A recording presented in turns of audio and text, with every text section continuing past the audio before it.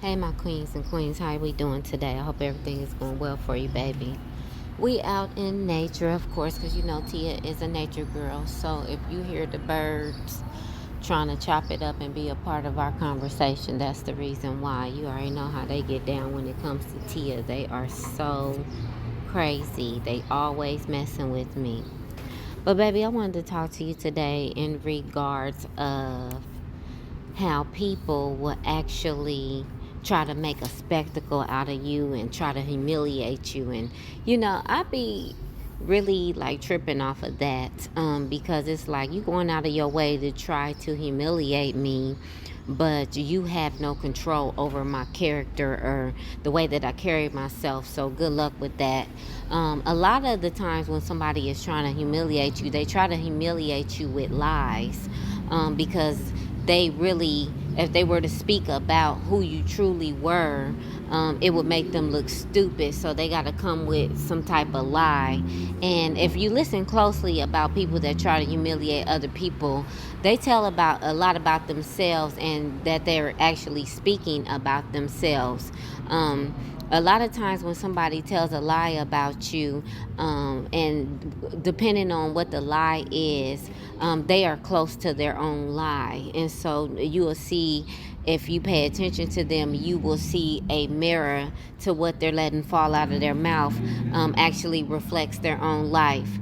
And so the scripture I want to talk to you about today is a knowledge scripture that's coming out of Psalms 23:5, King James Version. And it says, He prepares a table before me in the presence of my enemies.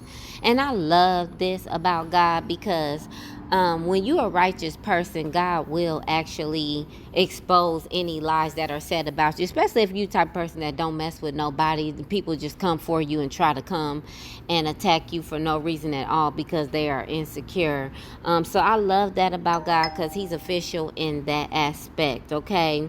And so, when a person is trying to publicly denigrate you, what they try to do is they try to tarnish your reputation and discredit your character and make you a subject of all of the chaos. And so I don't think that they understand that God is a orchestrator. He's a master orchestrator. And what he'll do is, not only does he not just restore you, but he exalts you in a way that your vindication becomes a public exhibition, okay? So everybody can see. And so when he prepares a table for you, it's not going to ever be in secret. It's going to be in full view of those who try to mock you, slander you, lie on you, and create these false narratives about you.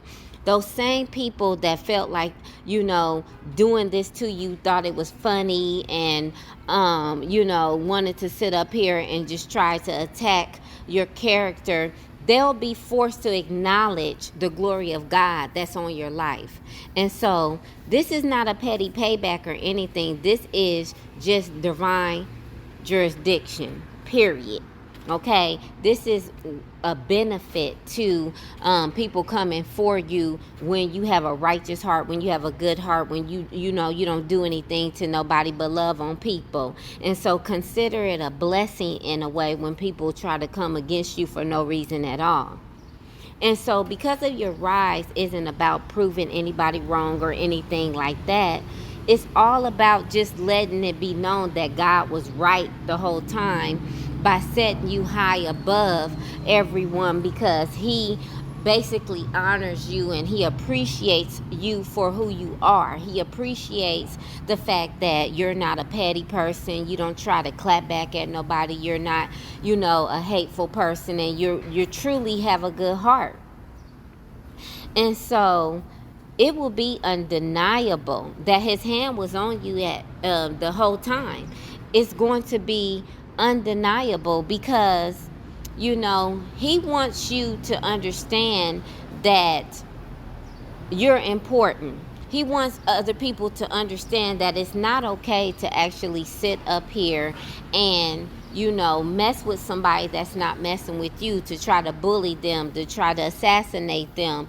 And the fact that you go out of your way to sit up here and try to harm somebody in type of way, you really need to look at your own heart, and you really need to examine why you would do that in the first place. What type of hurt do you have within yourself? What are things that you're not addressing within yourself that you feel compelled to actually come for another person that's not doing anything to you? And so I love that about God. I love that God is fair and true, and that he actually bases everything around facts instead of how this world is, where they base everything off of false illusions, and nothing about it is actual truth. And so, kings and queens, I want you to always keep your eyes focused on God. Always be a good person. Never let anybody change you just because they are bullying you. Don't turn into the bully that you are dealing with. Always rise high above everyone else, and always keep your morals, values, and integrity. I talk about that a lot because it's important. And the benefit behind it, this is what you don't know. The benefit from having a high character and morals and standards and value is you will be immensely blessed by it. Don't ever get it twisted. We do it and we deal with a lot of negative people, but at the end result, you always gonna come off on top. And you already know I stay in my winner energy because I'm a winner, and I want you to be a winner too. And the way that you do that is always stand high above anything that's trying to come against you. I love you so much, kings and queens. I'll talk to you soon.